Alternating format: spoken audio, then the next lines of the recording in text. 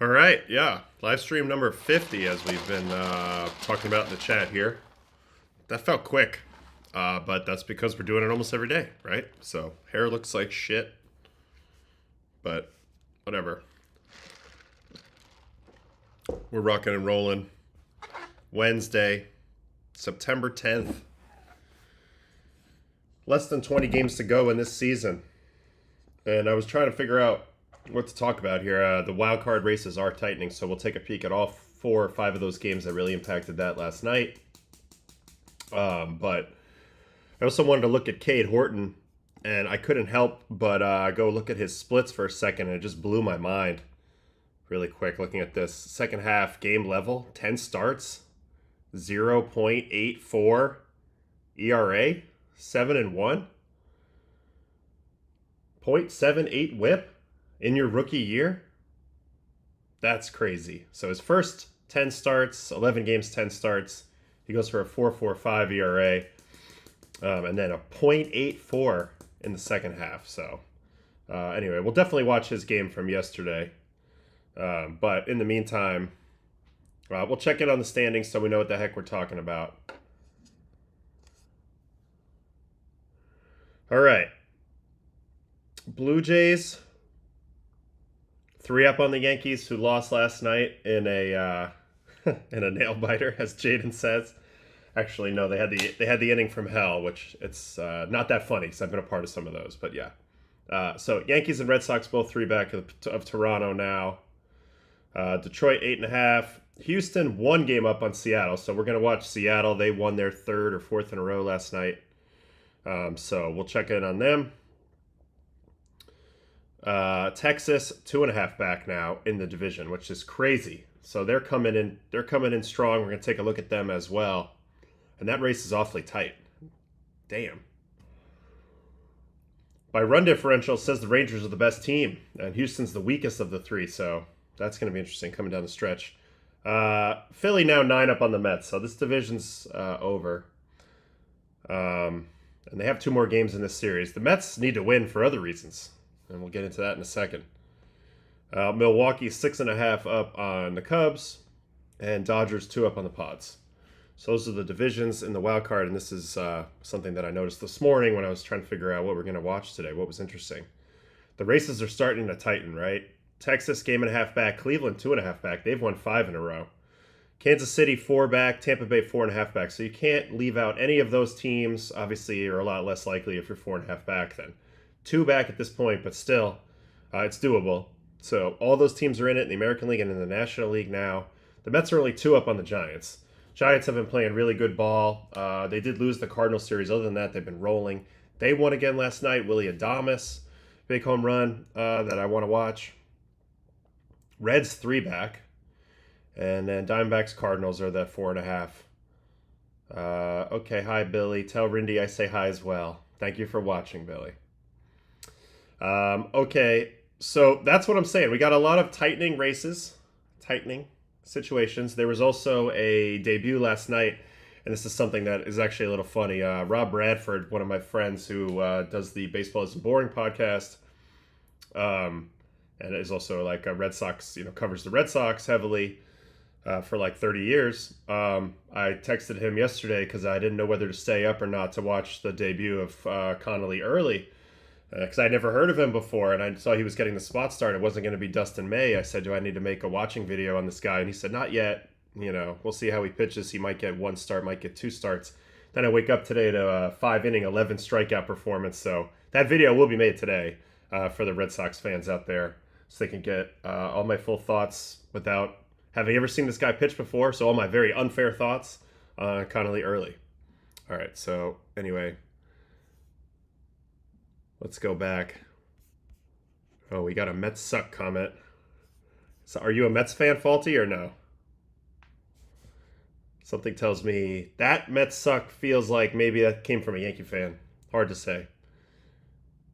3 games effectively for Giants because of the season series, Dennis says. That's true. That is true. Okay, so which one of these do we want to hop into first? In the StatCast, I have Cade Horton up here for later, but we're not gonna watch him this second. Yesterday's games that were important. One was that Mariners game.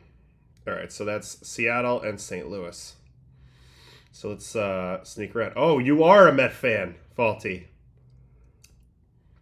Come on, man. You guys are still in the playoffs. You're not peaking too early. This could all work out. This could all work out. No, not Mets. We need Cardinals. I think Sean's hurt. I think he's hurt. Can't throw his change up, really. We covered that his last start in Detroit. He's not able to extend his elbow the way that he was last year. I think that's affecting his changeup, and right now he's a 2-pitch pitcher, and as deceptive as he is and everything, he's just not he's not in his best place right now. Obviously, you want to be rounding into your best form. At this point, Sean's not in his best place right now. Do I think he's bad? No, I think he's really good. I think he's just in a bad place right now where he's a 2-pitch pitcher, and I think his elbow has something to do with it. Yeah, I know he's got the bone spurs, but if you go watch the live stream, I got to figure out which number that was. I guess I could look it up for us really quick where we talk about Manaea in Detroit. Hold on, let me hop over to my YouTube page so I can see. I can give you that information. Yeah, it had to be live stream 46 where we talked about Helsley and we tried to figure him out. That was in Detroit, I'm pretty sure. So yeah, it's got to be live stream 46. So if you're interested in looking at what I said about Manaea at that point, you can go check. Matt Allen. Matt Allen's pitching? I haven't heard that name in a long time. All right, anyway, let's get into this game for a sec. So there was a little bit of a comeback piece here.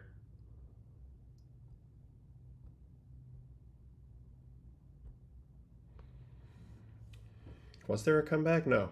But Randy Arozarena had a day with this home run right here. So let's watch this at bat versus Liberatore. Oh, this was the 3-run shot that got them back in the lead here. They were down 2-0. So this was huge. You never know when the big swing's gonna come. You know, a lot of times it happens early in the game.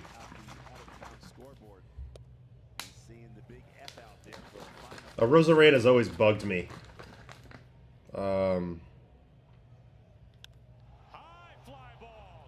Like when he came back from the pandemic and he was just like 20 pounds of muscle bigger and just hitting tanks, and he hit like 10 home runs in the 2020 playoffs. Okay, timeout. That was actually amazing. Did he just play rock, paper, scissors with the first base coach? Hold the fuck on. Watch. Rock, paper, scissors, papers, and then... Oh, EY? Is that EY? Actually, now I might have just changed my entire opinion on Randy Arozarena. This is absurd, but also hilarious. Yeah, so this is Eric Young Jr. over here. This is my homie, man. I've known this guy since high school days, and we played together on the Rockies, and him and his dad are like the best people. And then Arozarena's over here giving... Looks like he gives paper, and EY gave rock. So that's a win for Arozarena. Not only does he hit a home run, but he also wins rock, paper, scissors. Yeah, I did just curse on the morning stream, didn't I, Maya? Sorry. I think that's okay. Is that okay? Nobody's watching. Just 30 of my closest friends. Yeah, look at that form from EY. That's fencing form, right? Or something? He looks good right there. Anyway, this is ridiculous and hilarious. Playing rock, paper, scissors now around the bases. But yeah, gets a heater and a 2-0 count. Middle, pulls it. This is nothing really to break down here. The guy's just good. He's a good hitter. He's been a good hitter ever since the pandemic, really. And what's crazy is he was an original Cardinal. He got traded over there for... Who did he get traded over there for? Was it this guy pitching? Liberatore? Is that true? We gotta look that up. Gotta look that up. We need to go to Randy. All right, now we got to go to transactions. I think they're towards the bottom. Transactions.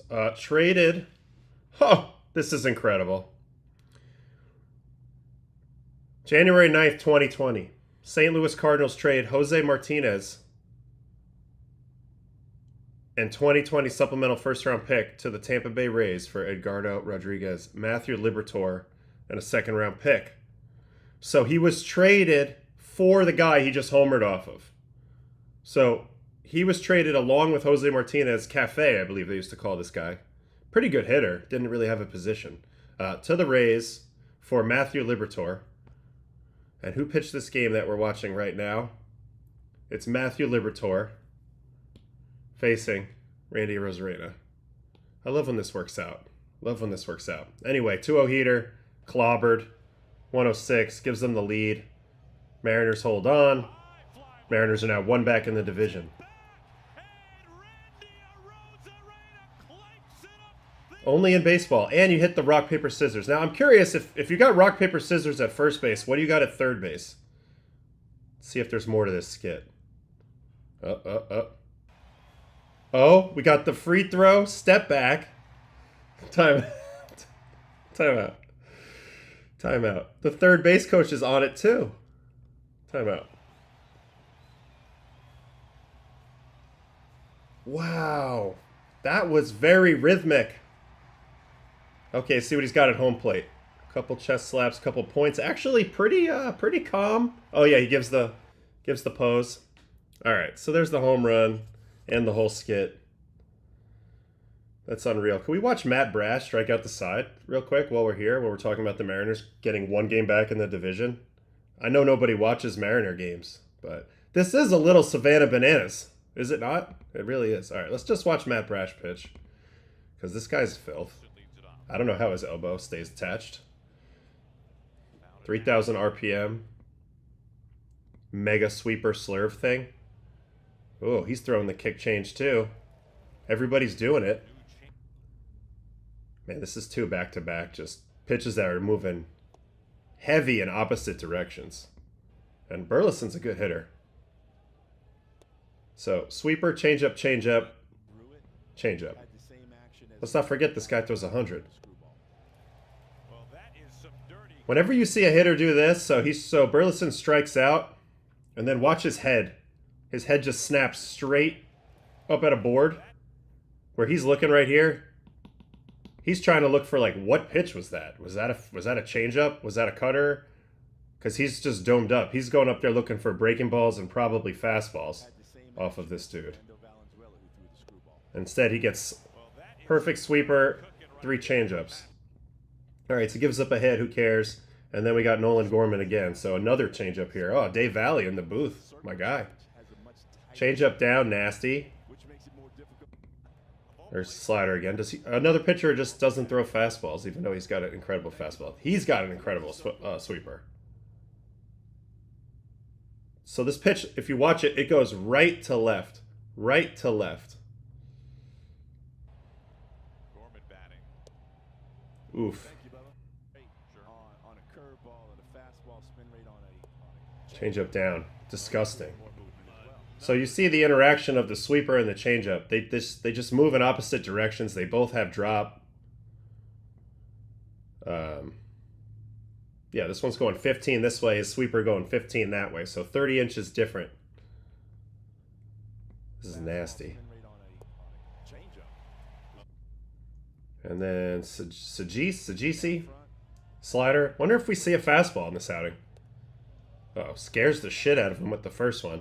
I used to do this sometimes. This is always fun, but you never know if they mean it or not. That one looked like sincere. He thought that ball was hitting him.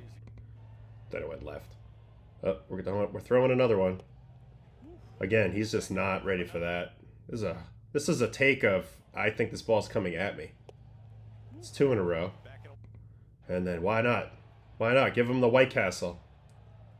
Slider, slider, slider. Goodbye. That was filthy. Matt Brash, he's a big piece. He got hurt because they threw him like 95 freaking times that one year. Scott Service couldn't stop. There's that. Especially in September of this year. It got out of hand this one year. 78 games in 2023. That is malpractice, folks. 70 innings, 107 strikeouts. 100 strikeouts out of the bullpen. That's the gold standard. That's what everybody wants. I did it exactly one time. I used to be jealous of other guys who did it all the time. The king is Dellin Betances. Let's not forget that. 5 seasons in a row, 100 strikeouts. He's the king. But Matt Brash, 78 games. He ends up blowing out. Misses all of last year. Comes back this year, and he's at 47 games. Granted, he's shoving, so I get it. But I worry about this guy's health big time. All right, we got some WBC talk here. Will AO break out the kick change in the WBC? It seems like an automatic. It's automatic. Yeah, well, I was practicing it right before they told me I couldn't play in the big leagues anymore. So I was practicing it. You were probably going to see it at some point because, yeah, I mean, who doesn't want to throw like a -5 induced vertical break changeup? Today it's baseball and coffee, but also baseball and electrolytes. So.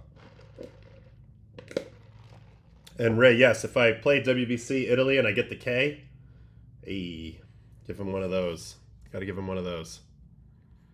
All right, we got to go back here in a little bit. I haven't gone over the debacle in the Bronx. Yeah, because it's like, that's not fun. But I will watch it. I will watch it if people want me to watch it in a minute. Mike Tannenbaum, diehard Mets fan. We'll always love you, man. Mr. Reliable. I appreciate that. Thank you so much. I love my Met fans. Yeah, +1 for early. I'm going to make a whole video on him. So we're just going to skip Connolly early, and you'll have a video, getting pushed out to you at some point this afternoon. Because it deserves its own space. I mean, 5 innings, 11 strikeouts. It deserves its own space. Okay, so that was Matt Brash. Munoz is their closer. He did his thing. So they're they do it with pitching, and then they have a couple guys who can really hit. They got a couple guys who can really hit in Seattle. Cal Raleigh hasn't done much lately. Julio, Suarez is all pretty much homers at this point. You got bug guys, Polanco. You got Naylor who can really hit. He got a home run. Let's watch that left on left. Yeah, Munoz has a kick change. Everybody throws the kick change.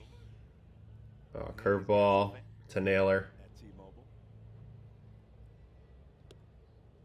Sinker up and away. And that's something that's so interesting about the modern era of pitching. It's like when I first got to the big leagues in 2010, if a guy had like a magic pitch, it stayed magic for a while. Nobody else could like figure out how to throw it. Oof, sinker up in. And he's just on time. Josh Naylor's a weird hitter. Tough hitter to face. Contact guy, but also has pop. I don't know, swings a little odd. Anyway, like in my era, like when I first came up, like you couldn't recreate pitches because we didn't have all the full picture of it. We didn't have the full information. But now it's like, one guy invents a kick change, and calendar year later, you got like 55 people throwing the kick change, if not more, in the big leagues to great effect. And I demonstrated a little bit the other day because Maya's asking about the kick change, so I'll throw it on the solo shot real quick. All right, so typical changeup grip. This is the second time doing this, but it's fine because it's important. Typical changeup grip. You got these two fingers, middle and ring, on the train tracks. For a two-seam changeup, you got the circle. So whether you connect the circle or whether your hands are just laying here, whatever, this finger's just along for the ride. The difference with the kick change is this finger gets knuckled. So the middle finger now gets knuckled up a little bit. And then when you throw the ball, you're trying to push it out with that middle finger at the end. And what that does is it lowers your spin rate, and it also kicks the axis. So my normal changeup, and I had a decent changeup, shape-wise at least, I would snap it off this middle finger, and I want the spin to be just like this.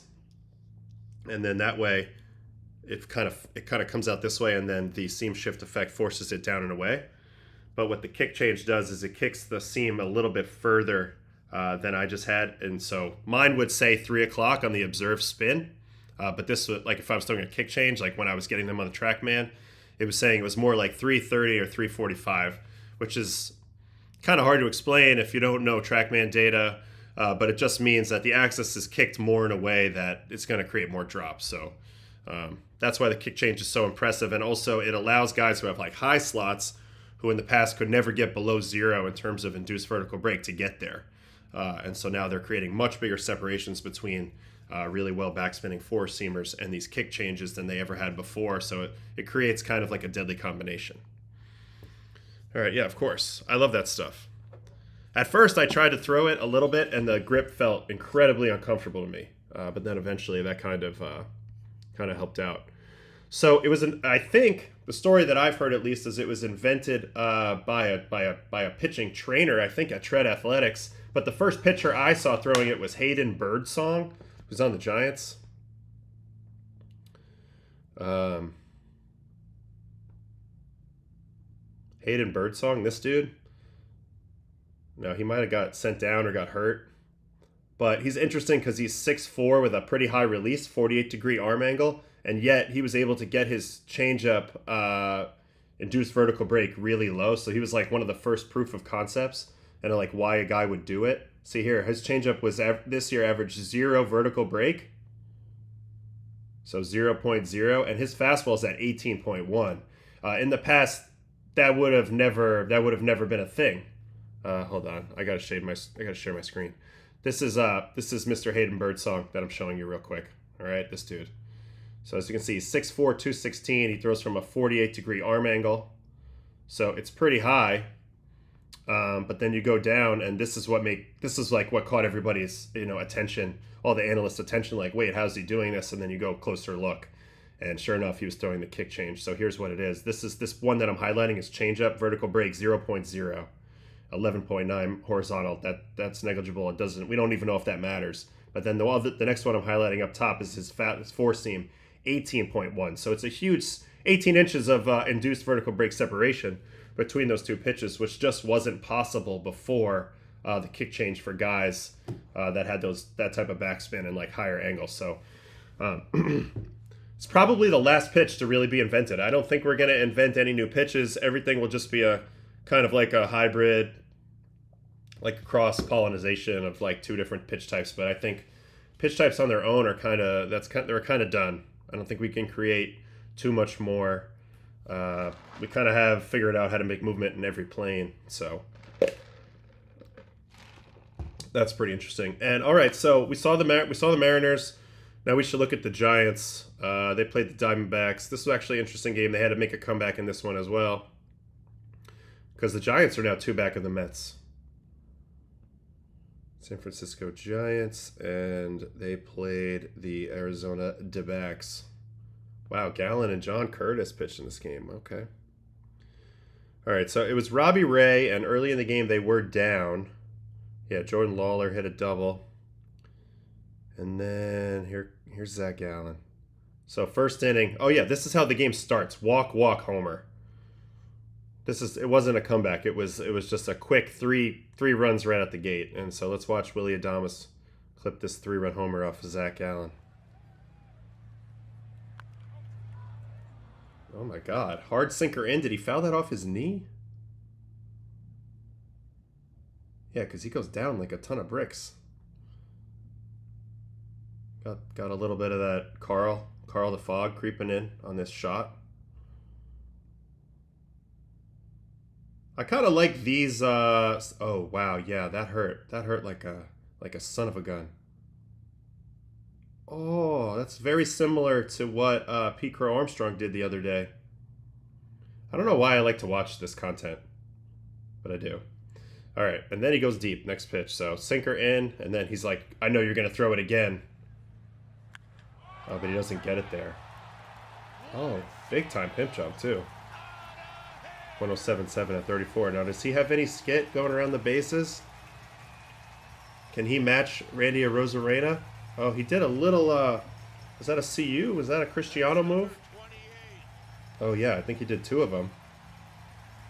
And he's got the...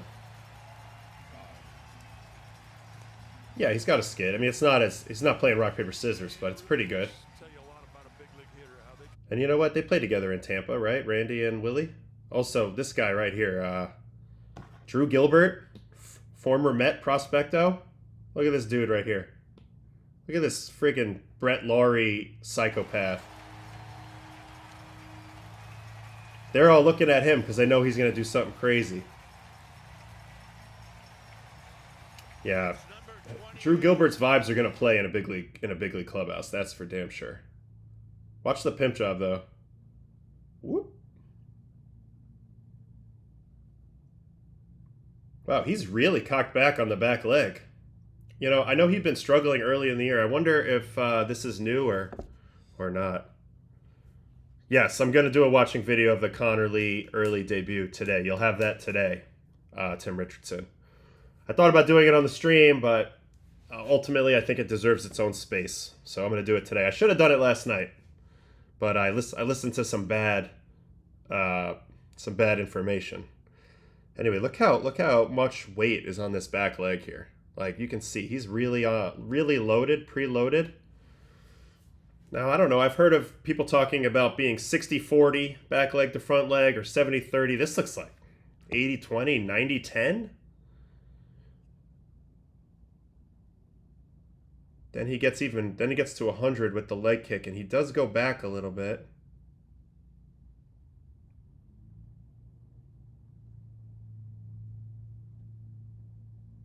I don't know. Interesting. Very scoopy swing. And Zach Gallen missed in a very bad location right there. And you know, it's interesting. You throw the sinker in, you get the foul ball off the leg. As a pitcher, you know, you're often taught, oh, just go right back in there, do it again. He's not going to want to hit that pitch second time. But I also feel like that's just so predictable. Like, you got a veteran hitter, they're like, I know you're going to come back in there, and then you make the mistake and you pay the price. So that was the 2 runs there. Pretty sure Gallen pitched good after that. There is a Patrick Bailey home run here, which I love because we all know how much I love Patrick Bailey on defense. Ooh. Little first pitch curveball. So just sitting on it, I guess. For San Francisco, here's Bailey. Bailey hits one high. Yeah.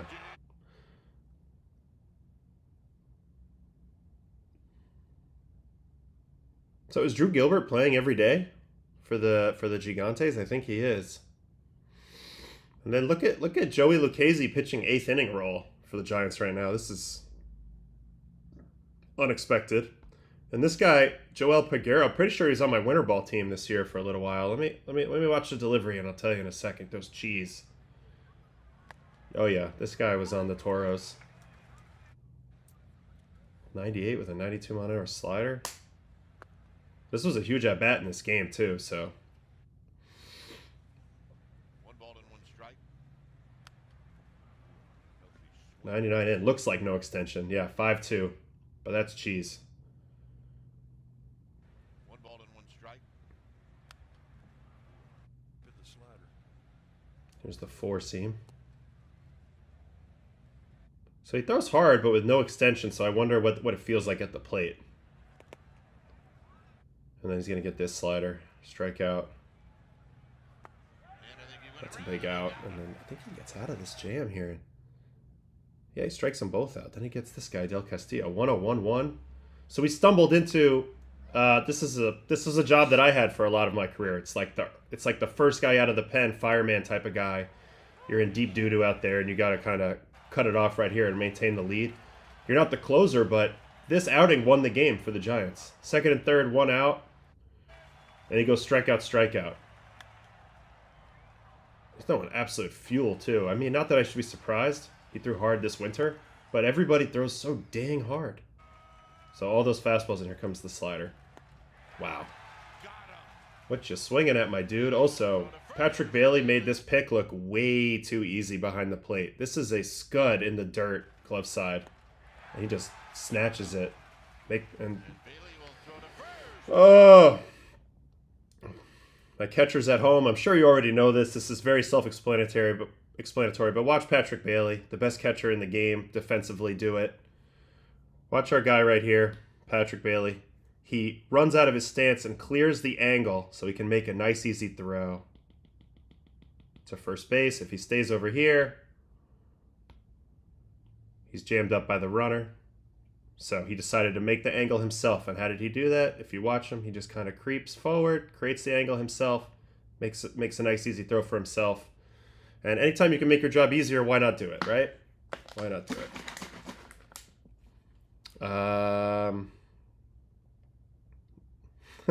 Jaden really wants me to watch that Yankee stuff. All right, so then Ryan Walker ends up getting the save. Did it get close here at the end? Oh, yeah, first and second. Ooh, middle to Ketel Marte, sinker. Gets the ground out anyway, so. Giants hang on. They are 2 back in the wild card. 2 back. 2 back. So the Mets got to start feeling that heat a little bit. And they got 2 more dates with the Phillies the next 2 nights. So that's going to get interesting, to say the least. Yeah, Yankees debacle, sorry. Dugganism. His front foot landing spot is so inconsistent with 2 pitches. I noticed that too. He was just kind of stepping open a little bit, stepping neutral a little bit. There was also a big hit in the Reds game against the Padres. Tyler Stevenson, I believe. So I'm trying to cover all these wild card teams that I don't really look at that often because I need to know. I need to know how much drama we're going to have down the stretch here. Tyler Stevenson off of Robert Suarez. So let's watch that in a tie game here. 2-2 in the ninth, 2 outs. 99-7 off the plate. That's a TV 100. Ball 1. Here comes a real 100. Heater middle down. Strike. 1-1. Stevenson is like a very fundamental type of hitter when I think of him. Line drive. Uses the whole field. Kind of more of a contact approach. So that's 2-1. So he's going to go 4 fastballs. This time he goes sinker. And he gets the head out on this one. Very unexpected. Hits it right down there over to the warehouse. Man, big time swing. All right, let's try to figure out how he did this. All right, so 4-seam, 4-seam, 4-seam. Let's see what the verts on all those are. 17-6, 18-1, 17-6, and then here comes the sinker, and the sinker is a 13-13 ball. So the location of the first pitch fastball for a ball was up away. Okay. The second pitch, strike, was middle down. No intention of swinging. And then he spits on a fastball down. So they switched to the sinker thinking we're going to stick with fastball here, but we're going to go with a different shape. I'm pretty sure now looking back on it that Stevenson is hunting the top rail fastball, expecting to get pitched 4 seams up. I don't think he would have been on time for a 4-seam up, but I think the sinker accidentally hits his bat, is what happens here. He tries to go up, in, but it's kind of up middle, and it doesn't get any lift on it, and it's just perfect height for his bat path. And it was a well-intended pitch, but he walked right into a death trap, and he didn't realize it. So sometimes that happens as a pitcher, and you have to try to learn from that later. That's tough. I didn't see that coming either. I mean, who knew that he'd be that on time for a fastball? But 105.5 at 27. Reds win. Reds stay in it. They are now... They're 3 back of the Mets. So the Giants 2 back, Reds 3 back, and then D-backs Cards are kind of in the peripheral of that. And then there was an American League team. Oh yeah, the Rangers are 1.5 back. The Rangers. Yeah, Texas and Milwaukee. There's this guy Hellman who I've never really seen play, but I think he's doing really well. Texas, Milwaukee.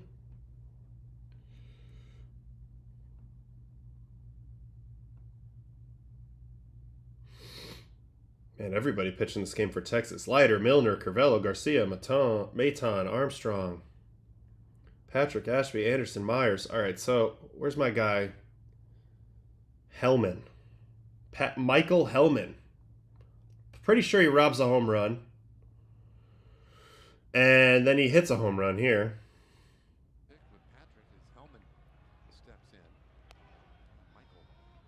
Fastball up, ball. And then a cutter, right on right cutter. Ooh, actually, probably where he wanted to throw it. Interesting that got out. This place is played kind of like a graveyard. in a way. Yeah, that kick change, Jaden, good call on Leiter's kick change. That's kind of really helped him stick around and be good this year. See if we can find one in this at bat.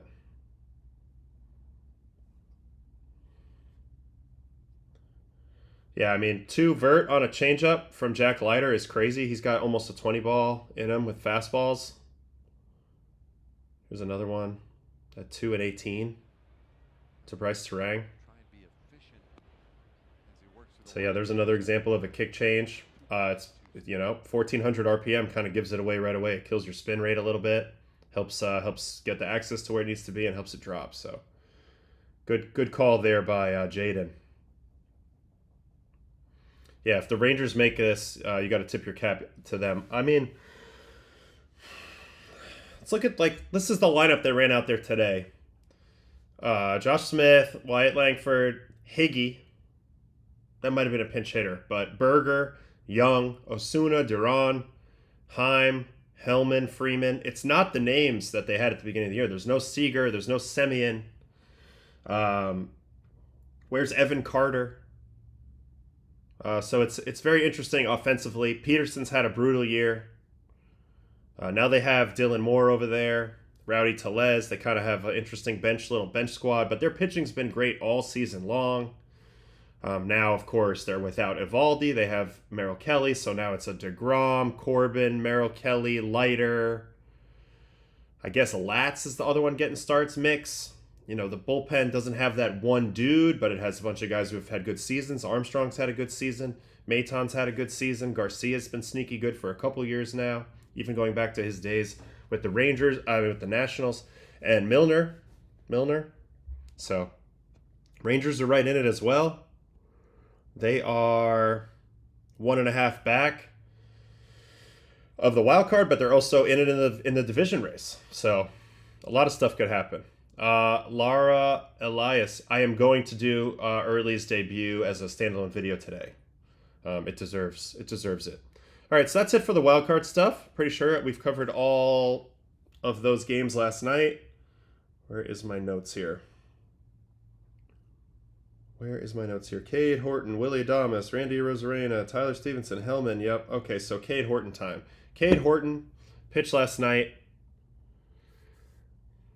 He has been unbelievable. If you didn't catch me right when I came on today, so they played the Braves last night, but look at his pitching splits in the second half. 10 games started, 0.84 ERA for this guy. 0.84. So if the Cubs make the playoffs, he's probably getting the ball game 1. That's how good he's been in the second half. And overall, 10-4 with a 2.7 here in the rookie season. So let's watch it. It's a cutty heater. Let's watch it versus the Braves. I think it's probably only going to be about 5 innings.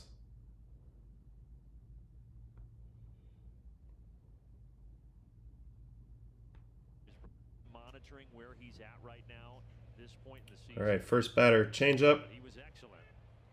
Don't think that's a kick based on the metric. That's okay.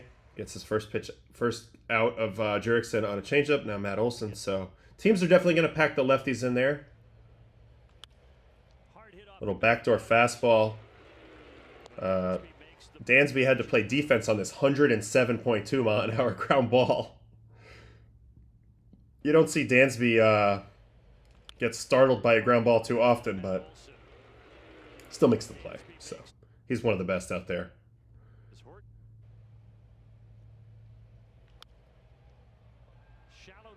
So he basically throws a true cutter shape.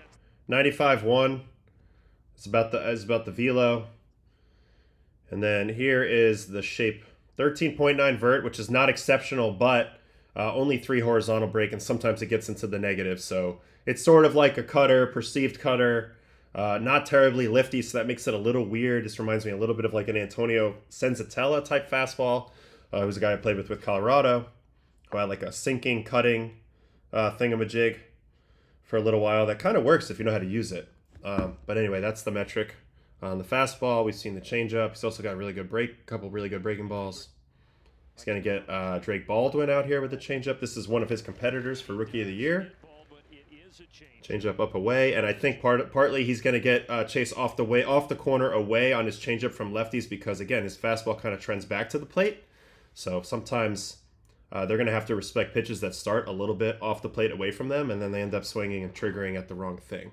So that's kind of what happens there. Ha-Sung Kim. I thought for a rookie was a pretty mature response. That's a tough Just a four-seam cutter-ish thing, middle. Doesn't know what to do with it. Rolls it over.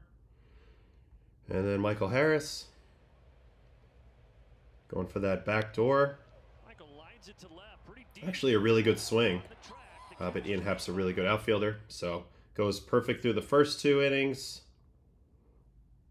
I don't know why Acuna's down in the order, but here's Acuna. Acuna's going to get the first hit of the day on a sweeper. That's impressive pop right there to get that ball almost over the wall on a pitch that down and away and extend on it. That was impressive swing. Look at that. He's got excellent extension here through the ball. He's such a gifted player. Man, look how he goes down and gets the barrel to that. That's impressive. That was a pretty good pitch. Sometimes you got to tip your cap to just a supremely talented ball player. So there's a double. Jake Fraley, former Red, punches it right to Dansby. 2 out. So you see the ball's getting in on these lefties' barrels a little bit. This ball's middle, but it's slightly hit on the label, and that's why he kind of just punches it out there. Wait, was there something I missed on the play by PCA? Yeah, I bet I did miss this because I wasn't really watching. Let's watch PCA field this ball off the wall. Thanks, Mitch. Let's see how he circles this ball. Oh, baby. Yeah, he doesn't get him, but that was sick. That was very Stephen Kwan-esque. Circling the ball off the fence. Brilliantly done. All right, so he gets Fraley out. Now Nacho. Man, the Braves are running out there a very questionable lineup relative to what I'm used to seeing. You don't usually get too many free outs when you have to go pitch at Truist Park. All right, so Profar is going to get the hit that's going to score this run. 97-3 here, so that's the other thing about Cade. Throws hard, man. It's a weird shape, but it comes in hot. That was a bad pitch down in, but he'll get this ground out on a curveball here. Olsen's now hit 2 ground balls pretty hard, and nothing to show for it. 4th inning, Ozzy Albies. So you can see they just packed this lineup with lefties. Obviously, these are a lot of their better players, but Terry Pendleton. I heard Jeff Blauser, Mark Lemke. Terry Pendleton's a stud. He won the MVP. But yeah, this is not the lineup I'm used to seeing from the Braves. I'll say that. Little backdoor fastball. Yep, see, that's full cut. Negative 1.3 on that one. Over to Dansby. If I'm pitching and Dansby's behind me, I want the ball hit to him. You know, I want the ball hit to him in the biggest moment. He's just so sure-handed and confident out there. It's like I always wanted the ball hit to LeMahieu at second. He was making the play every time. Little pop up to third. 5th inning. So he's not getting a lot of strikeouts, but you can see the contact's all weird. Ooh, that ball was shredded. And then once again, there's Dansby. Holy cow.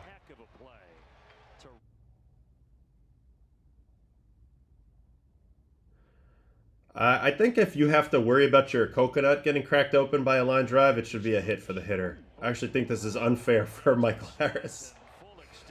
Jeez Louise. Yeah, I don't blame you. I don't blame you, man. I would feel the same. I do not blame you at all. That stinks.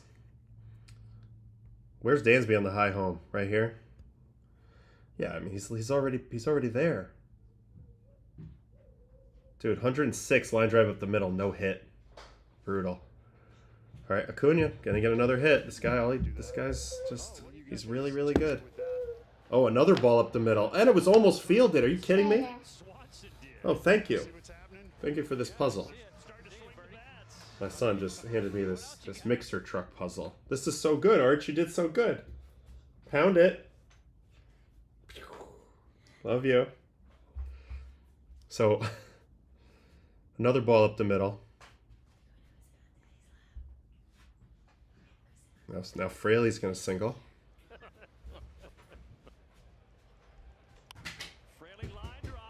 Ooh, gets kind of looped to right on a changeup.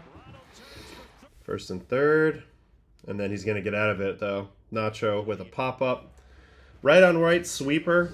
Definitely a sneaky good pop-up pitch, although that was just bizarre. He didn't even mean to swing at that. That stinks. And then Jerkson.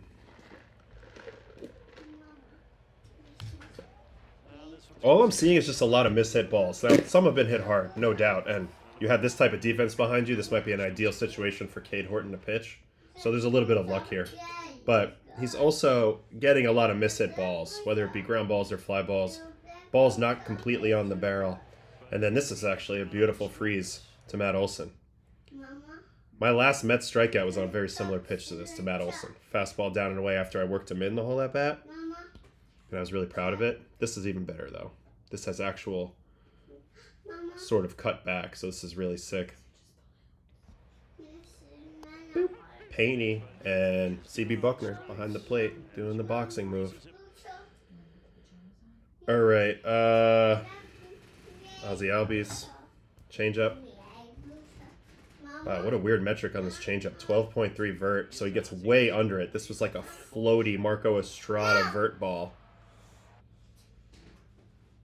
Drake Baldwin again. No. So, yep. Another ball, kind of pretty good location to hit, but it gets a weird contact on it, chops it in the ground due to that cutting action. Hassan King. And I gotta believe something has something to do with the way he throws too, with this short arm stroke, although this ball's crushed and he got nothing for it. And then the last batter he faces is Michael Harris.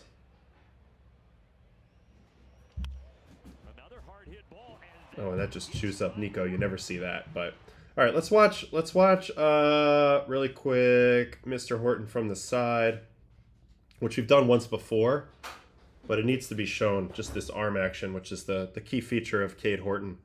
He's got like a little chicken wing move here. So pretty rhythmic start. Gets into his drift phase, and then look at the arm. It never really comes down. He just kind of bows it right out here, and then just flips it up. This reminds me of one other pitcher in Major League history, and he was the guy who was on the mound when the Red Sox broke the curse. Keith Fulk. Mitch, what do you think about that? My Keith Fulk comparison arm action here. Cade Horton, Keith Fulk. But it does keep you very consistent. Like, you're kind of in the same spot all the time with your hand. Yeah, Keith Fulk. There you go. You like it. All right, so there's Cade Horton. He's been shoving. It's mostly contact. But it's Cutter Crawford's another one, although he's got like a twitch thing going on the back arm, which I always think is really bizarre. Hold on. All right, what do we got in the chat here? I think Cade starts in the playoffs, 140. Yeah, but I do think he does. I just think he'll continue to be on a pitch count even in the playoffs. He'll be like a 2 times through the order type of guy if he's pitching well with a quick hook.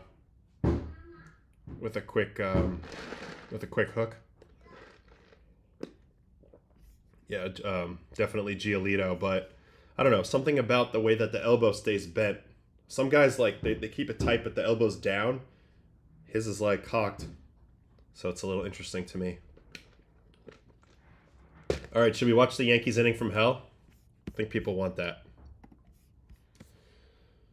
This sucks because I don't know if you're an OG Yankee fan, going back to the pandemic season, you can remember that myself and Chad Green had a game like this in Buffalo versus the Blue Jays.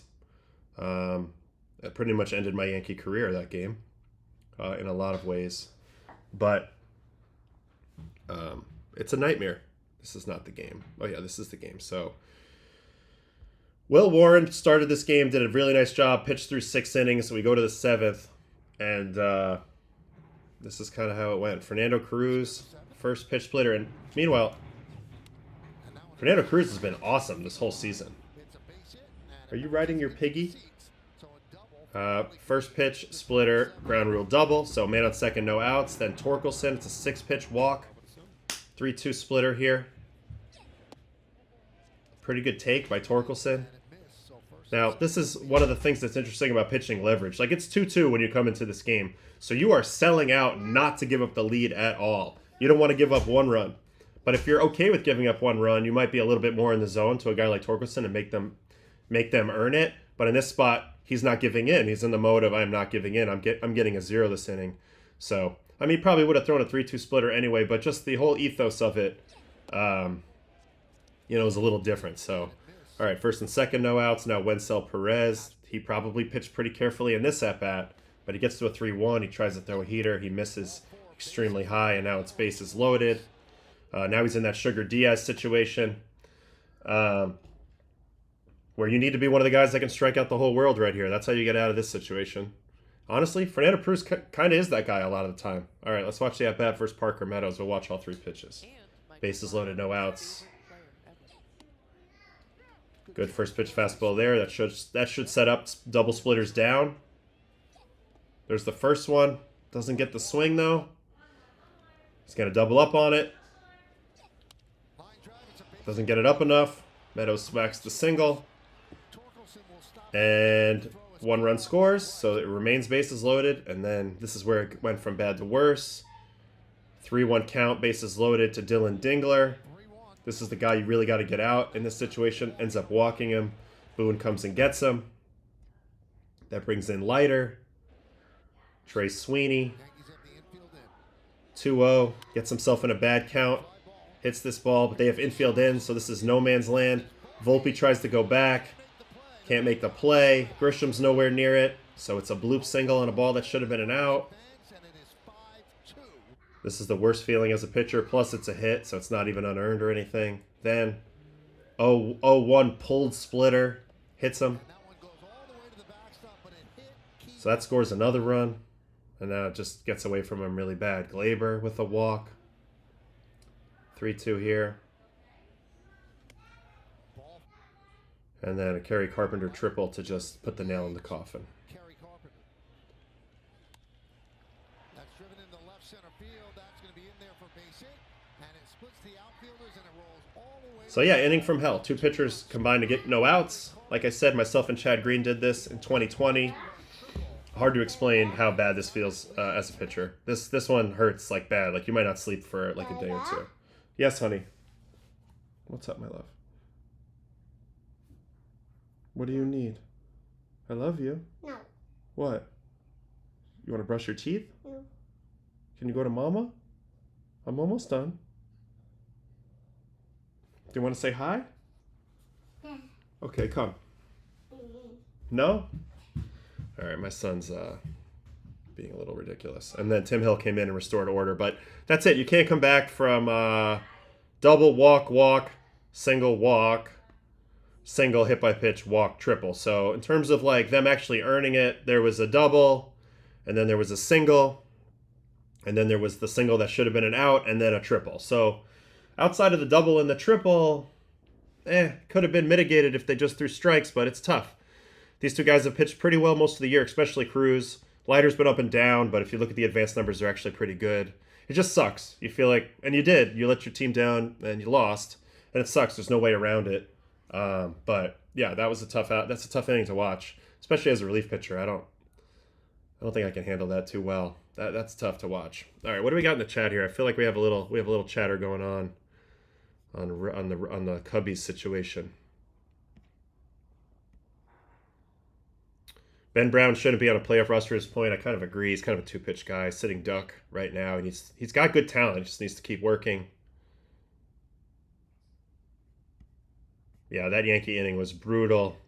Maybe Cade is supplemented by someone like Rea, who isn't amazing but is really solid this year. I think if you look at it from a piggyback situation, they're definitely going to have to start Cade, Shota, and Boyd, right? I mean, more likely than not. Maybe you start JMO in the right situation if he's healthy and everything. But yeah, I don't know. And then they have an interesting situation a little bit. I think Pomeranz is going to play into this a little bit. He can kind of throw multi-inning. He's been very effective. Yeah, I think Pomeranz is actually a very good. He's a very good contrast to Cade Horton because his fastball cuts, but the other direction. So here's Cade Horton's fastball chart. I'm going to switch it over here on the main screen so we can look at this. I love getting involved in these conversations going on in my chat, in our chat. So this is his four-seam shape, very up and down. Let's look at Drew Pomeranz. I'm curious because coming up when he was with the Rockies, yeah, that's his from the left side. So both of those pitches are perceived cuts. So Horton's is going to look like it's going from right to left, and Pomeranz is going to look like it's going from left to right. To me, that would be pretty tough to face two guys with opposite cutting action. And as you can see, when old Pom's been healthy over the last 5 or 6 years, he's been unbelievable. I mean, these are the years he had with San Diego before getting hurt. He couldn't even really pitch, and yet he still had a 1.45, 1.75, then a 2.34 this year, and the comeback year 4 years later, which is amazing. This guy's a huge prospect coming up. Got traded for Ubaldo Jimenez to the Rockies. You know, it's easier said than done. Being a young starter on the Rockies, ended up finding himself all over the place. Red Sox, A's, Padres, you name it. He's been there. And he's pitched really well at most of these places. So I think that would be a pretty fun piggyback, Horton and Pomeranz. And then I think Shota you got to let ride. Matt Boyd, you pair him with the righties, maybe JMO. I don't know, it's going to be interesting. Palencia getting hurt, not good. Not good at all. He threw a ball the other day and his shoulder let go, right? What day was that? Maybe we can watch that. Who did they just play? They just played Atlanta, or they're playing Atlanta right now, but it might have been on the weekend. Cubs and Washington. Yeah, I think it was this game, Cubs Washington. So Washington Cubs.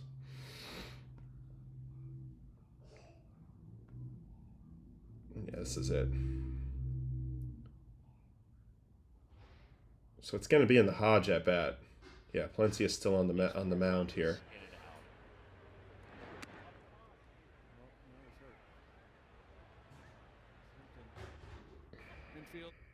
What'd they say he had? What did they say he had?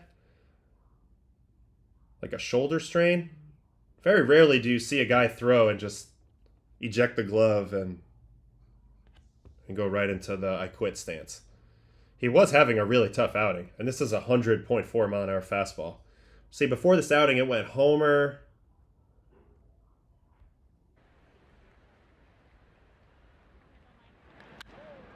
Robert Hassel homer. That was a crazy little Dylan Beavers, Chase Utley abbreviated swing. Then ground ball single, walk, then Josh Bell.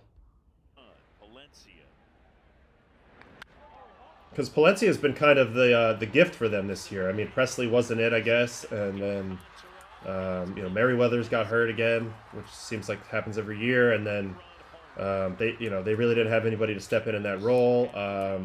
Remember Alzolay was doing it 2 years ago? Yeah, but 108.8 though, Mitch. Maybe the Hassel one was the pure Wrigley homer. This ball's smashed. But yeah, and then he gives up a triple. So this guy's actually been really good. Dylan Lille or Lyle. Yeah, and Adbert seemed like he was a dude. Now he's like doing rehab, I think, with the Mets. Somehow he's not even in the Cubs org anymore. Then Palencia kind of was saving the day this year, and now he's hurt. So that's a big concern for the Cubs. I don't know what they do with their pitching. Wow, crazy celebration right there. I don't know what they do.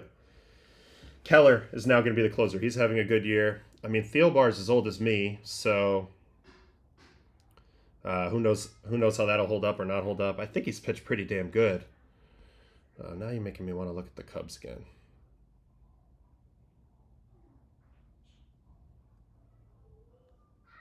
All right, here's the Cubbies by pitcher. So Thielbar's been their best.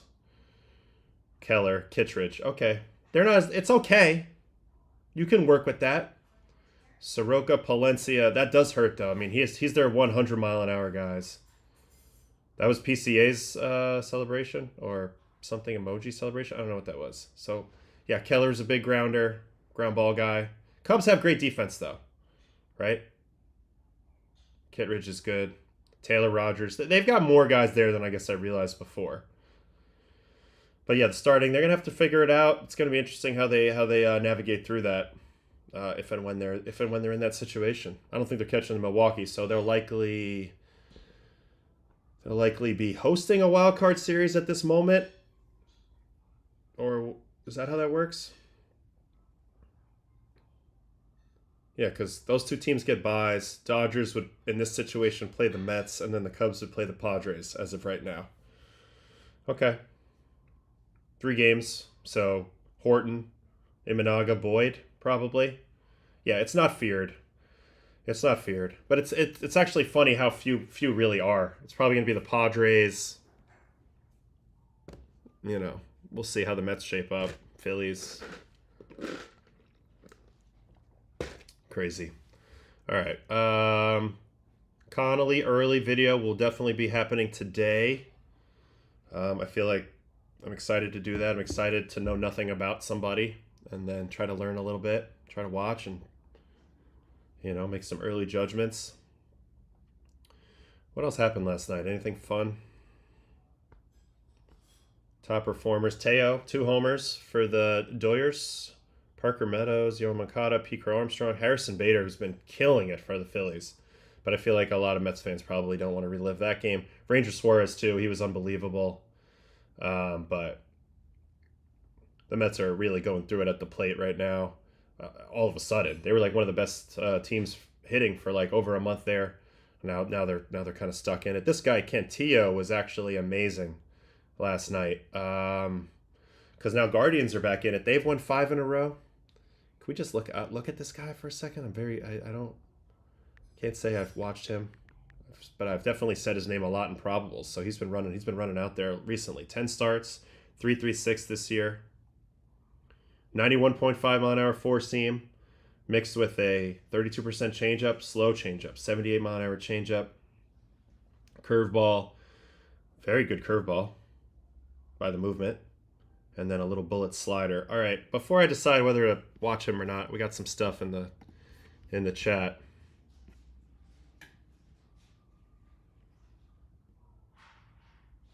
Blue Jays come back? Did they have a sick comeback? I'm gonna have to check that out. Yeah, Sporer, I worry about my Tigers bullpen. No swing and miss. Yeah, that's a little bit of a concern. I can see that. Not as much as you would like. What happened to Foley this year? He didn't pitch at all for the Tigers? Huge Cantillo fan. Control issues, but real arm talent. That's making me want to watch it. Do you think there's merit with the idea that teams just slap guys with big arms that have questionable defense at catcher?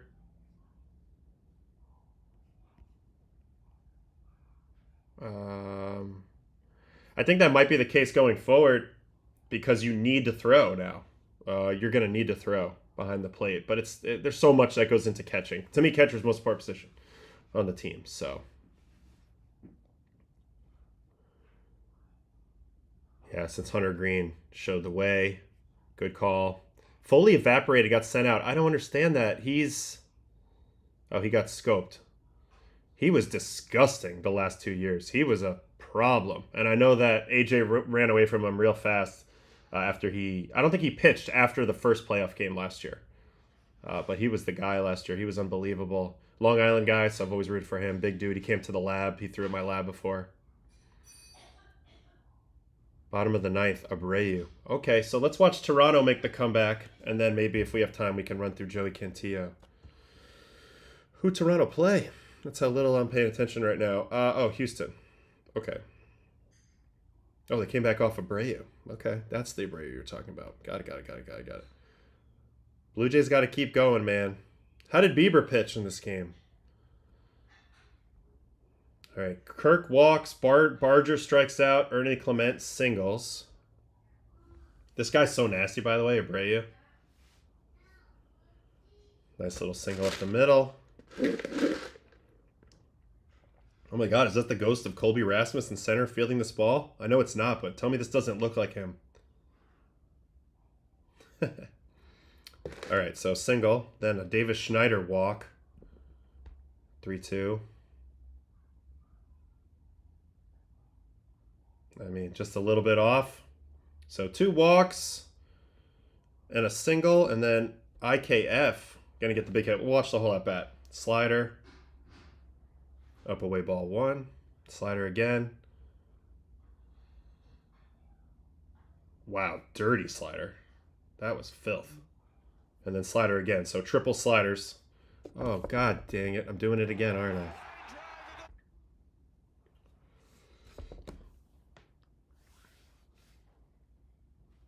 All right. I'm sorry, guys. We'll back it up. We'll back it up. We'll back it up. Brian Abreu versus the Blue Jays.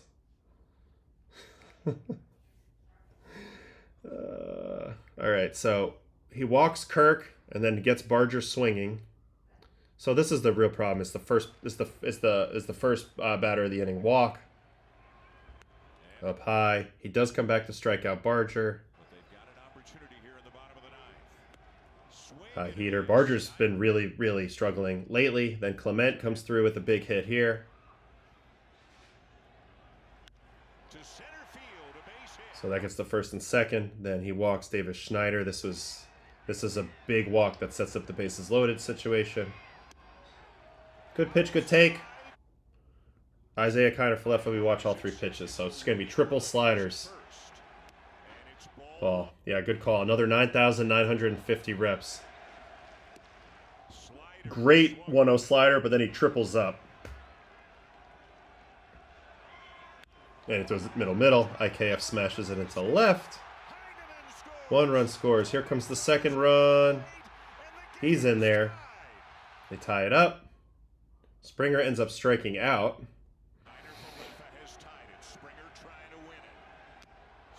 I don't know what he was looking for there, but he strikes out. And then Miles Straw actually flies out, so they don't win it right here.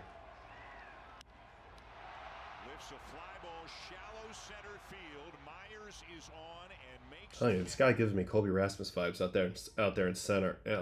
And then Hoffman came in and did an awesome job. In the 10th. Gets the first out here. Caratini grounds out. Oh, Vlad! That's an elite defensive play. You know, I actually knew about this. Why didn't I highlight this earlier? This is a sick play, high risk but huge reward play from Vlad. He's got Altuve on second. The ball goes to the right side, but it's hit pretty hard. So Vlad catches it, 0 hesitation, fires a perfect throw to Barger at third. And Altuve is a dead duck. 94-mile-an-hour ground ball, and he did not hesitate. So this is all about anticipation. I've talked about that word a lot since I've been doing this show. That's what it comes down to here. It's what are you telling yourself on defense prior to the pitch coming to you? Prior to the pitch being thrown, you're saying, if the ball's hit to me, what do I do? Clearly, Vlad has an excellent baseball IQ, internal clock. He says, if this ball's hit hard at me, I think I got a shot at Altuve. Sure enough, he does. Gets the lead out. And that makes all the difference in this inning. Now, Hoffman doesn't have a runner on third base with 1 out. He's got a man, ends up on second base, but still it's not the same. Little pop-up. Can of corn here. Vlad catches that. And then he's going to get Jake Myers out.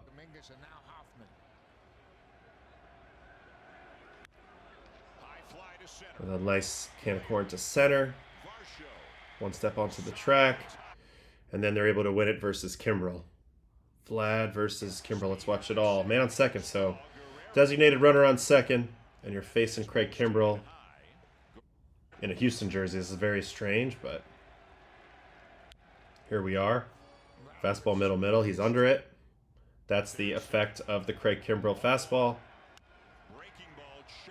This is a part of Vlad's game that has honestly been there from the start. The ability to put the ball in play and shorten up and not swing too big when he just needs to do a job.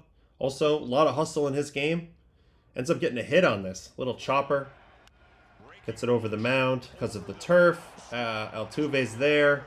Thought he had more time than he did. Vlad ran really hard out of the box the whole way. And so he gets the first and third no outs. And that was big because Varsho does strike out. This would be a classic Craig Kimbrell upshoot heater. Yep. Man, that ball's so steep. You can see it. You can see it.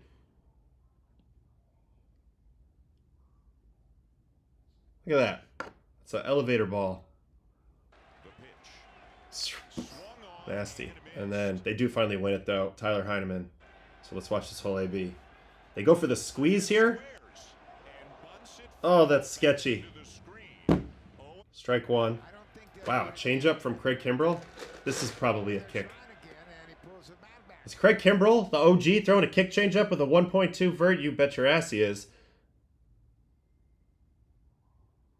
Trying to see the knuckle. Can't see it there, but no way he can throw this pitch. This is such a cheat code, this pitch. That's so cool. 1-1 fastball up. Almost goes 3-run homer walk off. But instead, I think he settles for like a dribbler walk off. Ground ball to first. Heck of a play by Christian Walker, but nothing you can do. Good break off third for Miles Straw. Game over. Blue Jays win. They maintain their division lead on the Yankees and the Red Sox. And Vlad, man. Vlad with that defensive play and putting that ball in play at the plate. Those were the two biggest moments, in my opinion, from that game.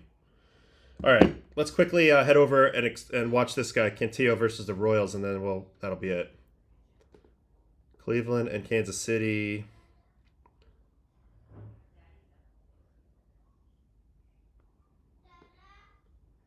Hold on one sec. Yeah, Archie. Are you okay? Okay. All right, we'll just try to watch a couple of result pitches and see what he's working with here. So big vert, big extension. Not great velocity, but it's okay if guys are mishitting it. So pop up. You're going to probably see a lot of pop-ups on this style fastball. Interesting, though, low spin rate. 1827, and yet he's still getting 17, 18 inches of vert, which is kind of amazing. Pasquatch is going to get a hit on his slider. Here's the slider shape.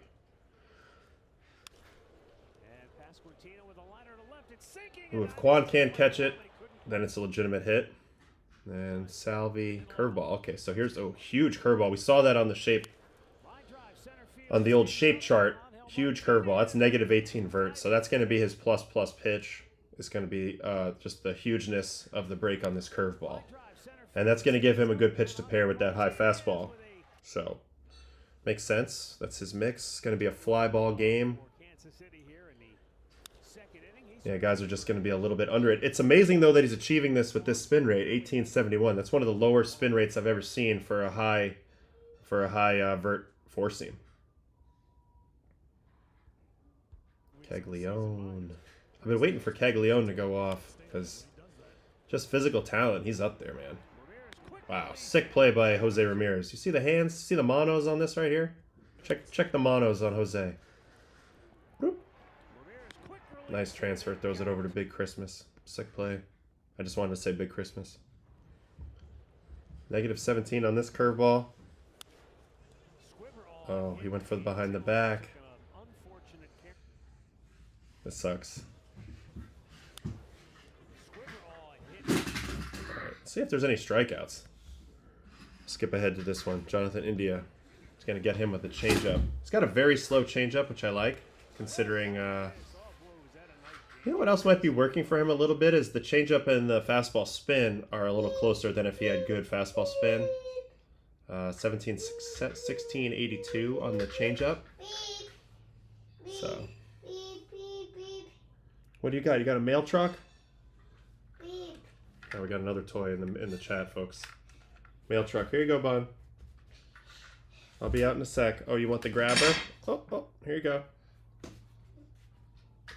All right, who else? Then we got a Bobby Witt called out on strikes. Changeup. Oh, paint. Austin Hedges with the frame job. Salvi. So he got more of his strikeouts towards the end here. Curveball. Curveball down. We're almost done. Okay, because I have to go until. Oh, you have to leave, huh? So. All right. We're almost done. Grit check, strikeout. Would a kick change be worth it with the four-seam grip, or would that make it just a slow, bad slider? Well, you wouldn't throw the kick change with a four-seam orientation. You would definitely throw it with that two-seam orientation.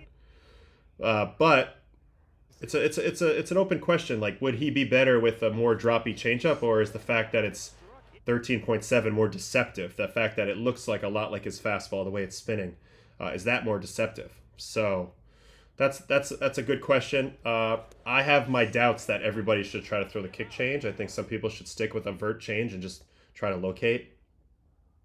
But yeah, so that's all the strikeouts. Interesting pitcher. He ends up going 8 innings last night, and then Smith came in and did his thing, Cade Smith. But yeah, interesting pitcher in that it's a huge break on the curveball. There's not much separation, as you can see, between the fastball and the changeup. In fact, they overlap a little bit. They overlap a little bit, so interesting. I don't really know much about out-of-the-park baseball. I don't. I would like to know more, though. Tell me more when you get the chance. But anyway, we're gonna do probables now because I gotta go watch my kid, and then I'm gonna make that Connolly early video. So look for that early afternoon tonight. I mean today, early afternoon today, Red Sox fans. That will be there. All right, Freddie Peralta, Merrill Kelly, Brewers, Rangers. Every game's a big game for the Rangers.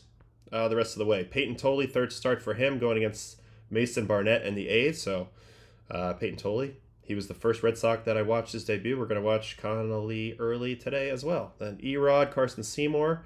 Every game's big for the Giants. Minnesota Twins and Los Angeles Angels. Taj Bradley, Jose Soriano. Skeens back on the mound at Baltimore. So Skeens has got to check in on him every single time. Jonathan Bolin, Logan Allen, Royals, Guardians. Can Logan Allen keep it going for the Guards? Jake Irvin, Yuri Perez, Nats, Marlins. This is a classic NL East. Clay Holmes, Christopher Sanchez.